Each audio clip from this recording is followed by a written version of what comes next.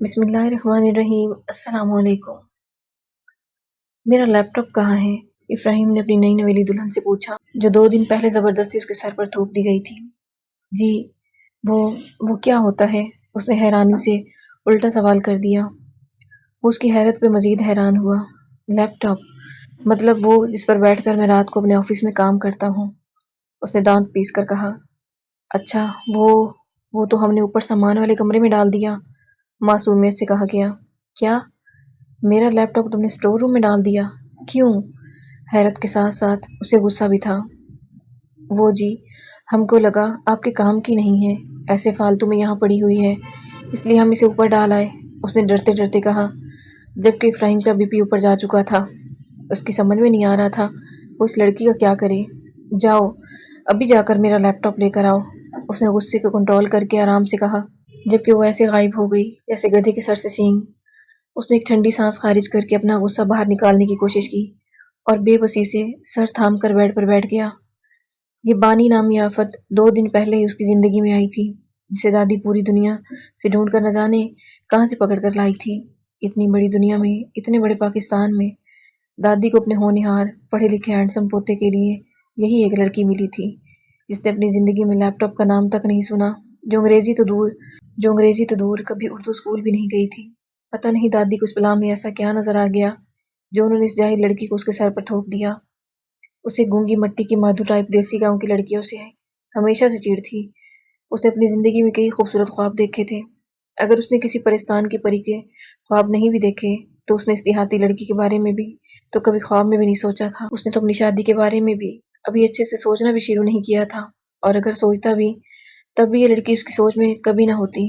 وہ ایک ایسی ماڈرن اور پڑھی لکھی بیوی کی توقع کر رہا تھا جسے کسی کے سامنے متعارف کراتے ہوئے گردن نہ جھک جائے بلکہ انسان کے اندر فخر پیدا ہو جائے، اور یہ لڑکی اس کے ہر خواب کو چکنا چور کرتی۔ اس کے گھر پر پورے حق سے قبضہ جمانے آ گئی تھی، اور قبضہ جمانے کا حق کس نے دیا؟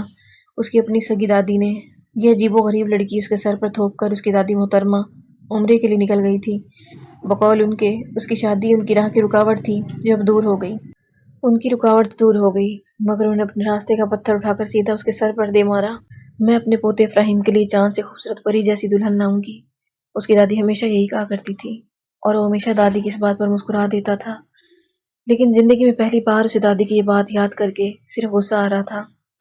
دادی نے ساری زندگی اپنے یتیم پوتے کی پرورش کر کے اپنے سبھی قرضے ایک ساتھ وصول کر ڈالے۔ جو محبت کے بڑے بڑے دعوے کیا کرتی تھی کہ اتنی محبت تو میں اپنے کسی نواسے یا کسی اور پوتے پوتیوں سے نہیں کرتی، اتنی محبت اپنے ابراہیم سے کرتی ہوں۔ دادی کی اگر یہ محبت تھی تو اللہ جانے ان کی نفرت کی کیا حد ہوگی۔ پتہ نہیں انہوں نے ایک ایسی محبت نبھائی اپنے لاڈلے پوتے کے ساتھ۔ ہاں، اس نے خود انہیں یہ اختیار دیا تھا کہ وہ اپنی پسند کی بہو تلاش کر کے لائیں، اور یہ اختیار بھی اس نے ان کے رونے اور وویلا مچانے پہ ہی دیا تھا۔ اس نے کتنے بھروسے کے ساتھ اپنی زندگی کا ساتھی چننے کا حق انہیں دیا تھا، اور انہیں دنیا جہاں کی ایک ان پڑھ جاہل لڑکی اس کے سر پر مسلط کر دی۔ یہ انہوں نے صحیح نہیں کیا تھا۔ اگر وہ ماڈرن بہو نہیں بھی چاہتی تھی تو انہیں کوئی بھی لڑکی انتخاب کرنے کا حق بھی نہیں تھا۔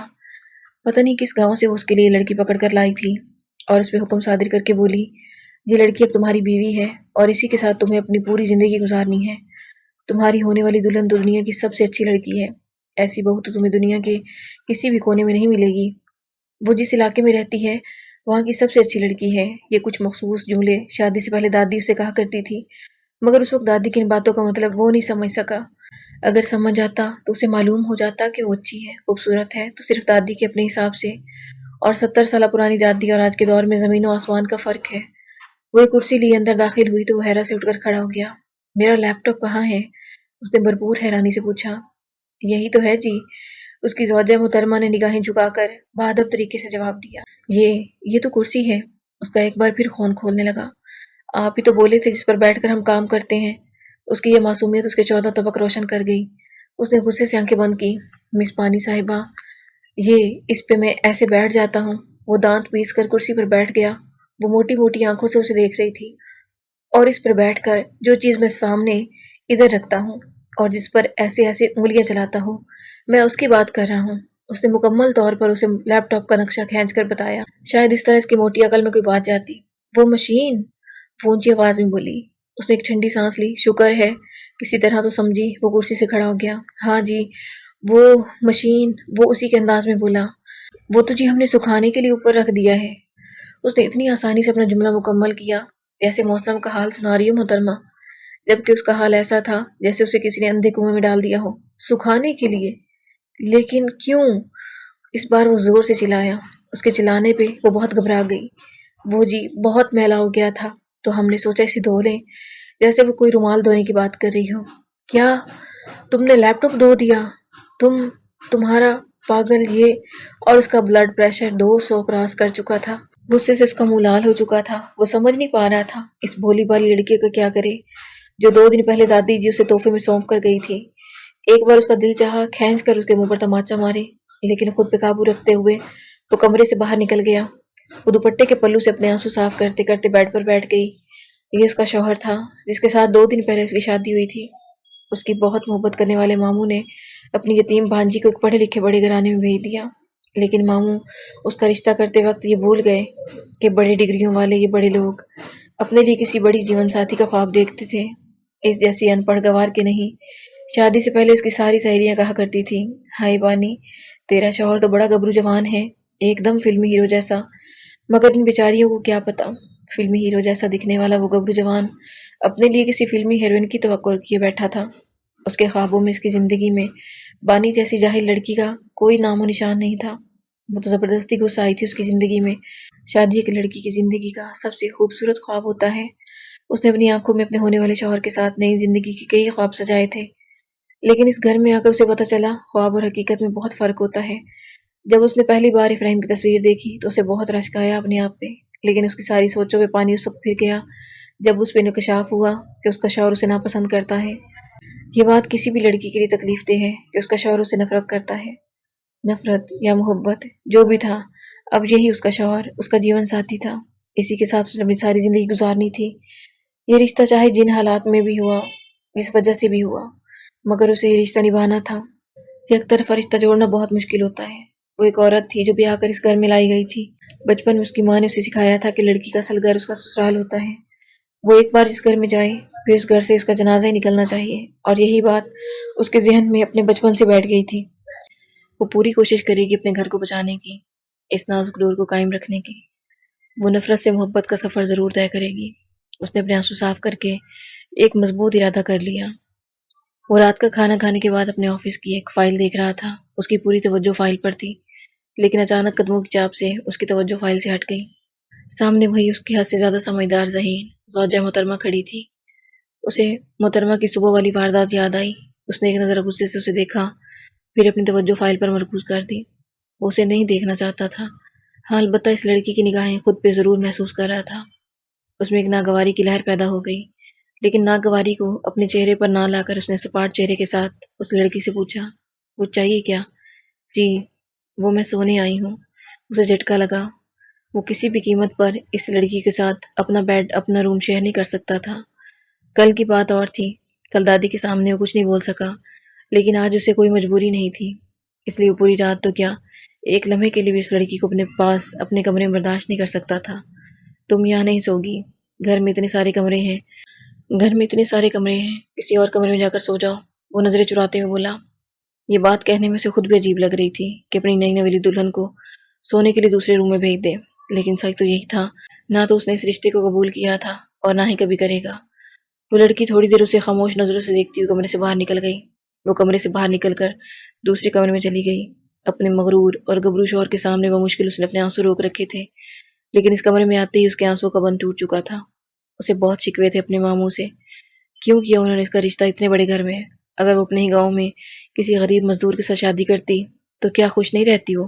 اسے 2 وقت کی روٹی کے ساتھ ساتھ وہ محبت اور عزت بھی ضرور دیتا جو اس کا حق تھا، لیکن یہاں اس شخص کے سامنے اسے اپنی عزت نفس، خودداری، غیرت، سب کچھ کچلنا ہوگا۔ اسے اپنے ماموں کے ساتھ ساتھ دور کہیں آسمان پہ موجود اس ہستی سے بھی بہت شکوے تھے جنہوں نے اس کے ماں باپ کا سایہ اس کے بچپن میں اسے چھین لیا۔ پھر اس نے ساری زندگی مامی کی ڈانٹ، ان کی نفرت میں گزاری، اور اب بھی زندگی اس پہ مہربان نہیں تھی۔ یہ امتحانات کی کڑیاں تو ختم ہی نہیں ہو رہی تھی۔ اب اس کے لیے سب سے بڑا مسئلہ سونے کا تھا۔ وہ زندگی میں کبھی اکیلی نہیں سوئی، ماموں کے گھر پہ بھی اس کی کزنز اس کے ساتھ سوتی تھی۔ اکیلے سونے میں تو اسے ویسے بھی ڈر لگتا تھا، اور یہ گھر بھی اس کے لیے نیا تھا تو اس کے ڈر میں مزید اضافہ ہو چکا تھا۔ اس کا وہ پڑھا لکھا شوہر اس سے اسے کمرے سے باہر نکال دیا۔ اس نے کیا ایک بار بھی سوچا کہ اس کی بیوی کو اکیلے کمرے میں سوتے ہوئے کتنی گھبراہٹ ہو سکتی ہے؟ کیا اس نے سوچا وہ اکیلے کیسے سوئے گی؟ کچھ بھی ہو جائے میں بھی اب اس کے پاس نہیں جاؤں گی، چاہے مجھے کتنا ہی ڈر کیوں نہ لگے اکیلے سوتے ہوئے، لیکن میں اس کا دروازہ نہیں کھٹکھٹاؤں گی۔ اس نے مستحکم فیصلہ کر لیا تھا ابراہیم کے پاس نہ جانے کا، لیکن جوں جوں رات کی تاریکی اور خاموشی بڑھتی گئی اس کے فیصلے کی مضبوطی بھی کم ہوتی گئی۔ اس کے پاس جانا تو نہیں چاہتی تھی، مگر مجبوری تھی، اس کے علاوہ کوئی راستہ بھی نہیں تھا اس کے پاس۔ اسے اپنے آپ پہ پہلی بار اتنی شدت سے ترس آیا، مجبوری کیا ہوتی ہے اور مجبور انسان کتنا مجبور ہو جاتا ہے، یہ وہ اچھے سے سمجھ چکی تھی۔ وہ یوں ہی لیٹے لیٹے چھت کو گھور رہا تھا۔ زندگی کس قدر الجھی ہوئی تھی، کہاں کر وہ پھنس گیا تھا، زندگی میں کب کہاں اس نے ایسی غلطی کر دی جس کی اسے یہ سزا ملی۔ دروازے پہ کوئی زور زور سے دستک دے رہا تھا۔ اس گھر میں ان دونوں کے علاوہ تیسرا کوئی نہیں تو ضرور وہی ہوگی۔ اب اتنی رات کو اس پہ کون سا آسمان گر گیا جو اس طرح دروازہ پیٹ رہی ہے؟ وہ غصے سے اٹھ کر دروازہ کھولنے چلا گیا۔ جی اب کیا چاہیے محترمہ؟ اس نے سلگتے ہوئے پوچھا۔ وہ حد سے زیادہ گھبرائی ہوئی لگ رہی تھی۔ جی وہ ہم کو اکیلے سوتے ہوئے ڈر لگ رہا ہے، اس نے اٹکتے ہوئے کہا۔ یہ کیا ہو رہا تھا اس کے ساتھ؟ اس کا جی چاہا وہ غصے سے رو دے، اب کیا کرے؟ دادی جو اتنی بڑی ذمہ داری اس پہ سونپ کر گئی ہیں، اس کا وہ کیا کرے؟ اوکے آ جاؤ، لیکن میں اپنا بیڈ تمہارے ساتھ بالکل بھی شیئر نہیں کروں گا، باقی اس بیڈ کے علاوہ تم اس کمرے میں جہاں سونا ہے سو جاؤ، اس نے خشک لہجے میں اس سے کہا۔ وہ واپس آ کر بیڈ پر بیٹھ گیا، جبکہ وہ نیچے فرش پہ اپنا بستر بنا رہی تھی۔ اس نے ناگواری سے اسے دیکھا، وہ سر جھٹک کر منہ دوسری طرف کر کے سو گیا۔ پتہ نہیں دادی کس عذاب میں ڈال کر گئی تھی اسے، اس کی خوشحال سکون والی زندگی میں یہ لڑکی کہاں سے آ کر ٹپک گئی اس کا سکون غارت کرنے۔ کہاں وہ دن تھے جب کالج کی لڑکیاں اس پہ جان چھڑکتی تھی، اس کی آواز سننے کے لیے لڑکیوں کی لائن لگی رہتی تھی۔ آفس میں بھی کئی لڑکیوں سے اپنی پسندیدگی کا اظہار کر چکی تھی، لیکن وہ یہاں آ کر کہاں پھنس گیا؟ اس کا دل چاہا ابھی اسے اس کمرے سے تو کیا، اس گھر کے ساتھ ساتھ اپنی زندگی سے بھی نکال دے، لیکن وہ چاہ کر بھی ایسا نہیں کر سکتا تھا۔ ایک بار تو اس کا جی چاہا ابھی کہ ابھی دادی کو فون کر کے بتائے اسے ان کی محبت سے لائی ہوئی انمول گڑیا بالکل نہیں چاہیے، وہ جہاں سے اسے لائی تھی وہیں جا کر اسے واپس پہنچا دے، لیکن دادی چونکہ سفر میں تھی اس لیے دور بیٹھی اپنی اس بوڑھی دادی کو وہ یہ صدمہ نہیں دینا چاہتا تھا۔ ویسے بھی 22 دن کے بعد تو انہوں نے آ ہی جانا تھا، وہ ان سے صاف صاف کہہ دے گا کہ اسے ان کی سگڑ ہونہار ہر کام میں ماہر بہو نہیں چاہیے، لیکن 22 دن دور وہ اسے 22 سیکنڈ بھی کیسے برداشت کر سکتا تھا؟ کیا کیا نہیں سوچا تھا اس نے اپنی شادی شدہ زندگی کے بارے میں، اور یہ کیا ہو گیا؟ اسے شدید غصہ تھا، دادی پہ بھی اور خود پہ بھی اور اس لڑکی پہ بھی۔ وہ اس غصے میں جانے کب نیند کی دیوی اس پہ مہربان ہو گئی۔ صبح الارم بجنے سے اس کی آنکھ کھل گئی، بے ساختہ اس کی نگاہ بیڈ سے نیچے گئی۔ شکر ہے جو وہ وہاں نہیں تھی، وہ اپنی صبح کا آغاز اس کا منہ دیکھ کر کبھی نہیں کر سکتا تھا۔ وہ جمائی لیتے ہوئے بستر کو چھوڑ کر واش روم کی طرف بڑھ گیا۔ منہ ہاتھ دھونے اور فریش ہونے کے بعد وہ ناشتے کے لیے نیچے چلا گیا۔ وہ لڑکی اسے ڈرائنگ روم میں ٹی وی صاف کرتے ہوئے نظر آئی۔ اسے ڈر لگا کہیں وہ بیوقوف لڑکی ٹی وی کو بھی نہ دھو دے۔ وہ کچن میں چلا گیا، جب اس لڑکی کی نظریں خود پہ محسوس کر سکتا تھا۔ وہ کچن میں ٹیبل پہ اس کی زوجہ محترمہ نے پہلے ہی آملیٹ اور دودھ کا گلاس تیار کر رکھا تھا، اور کچن کی حالت دیکھ کر ایسا لگ رہا تھا جیسے دادی کی ہر کام میں ماہر بہو نے بڑی مشقت کے بعد یہ ناشتہ بنایا، اور وہ بھی کوئی خاص نہیں تھا، مگر وہ اس کی بنائی ہوئی چیزوں کو تب ہاتھ لگاتا جب اسے بیوی کا درجہ دیتا۔ جب اس نے اس لڑکی کو قبول ہی نہیں کیا تو پتہ نہیں وہ گھریلو بیویوں کی طرح گھر کے کام کیوں کر رہی ہے۔ اس لڑکی کا بنایا ہوا آملیٹ مکمل طور پر نظر انداز کر کے وہ خود اپنے لیے ناشتہ بنانے لگا۔ اپنی اس عجیب و غریب شادی سے پہلے بھی وہ اپنے لیے ناشتہ خود بناتا تھا۔ ناشتہ کرنے کے بعد وہ کچن سے اپنے کمرے میں چلا گیا۔ وہاں اس نے اپنے آفس کا کوئی سامان بیگ میں رکھا اور کنگھی کر کے آفس کے لیے روانہ ہو گیا۔ وہ لڑکی ابھی تک ٹی وی کو رگڑ رگڑ کر صاف کر رہی تھی۔ پتہ نہیں اسے ٹی وی سے ایسی کیا دشمنی تھی جو اس کا کباڑہ کرنے میں لگی تھی۔ محترمہ اس پر ناگواری سے بھرپور نگاہ ڈال کر وہ گھر سے باہر نکل گیا۔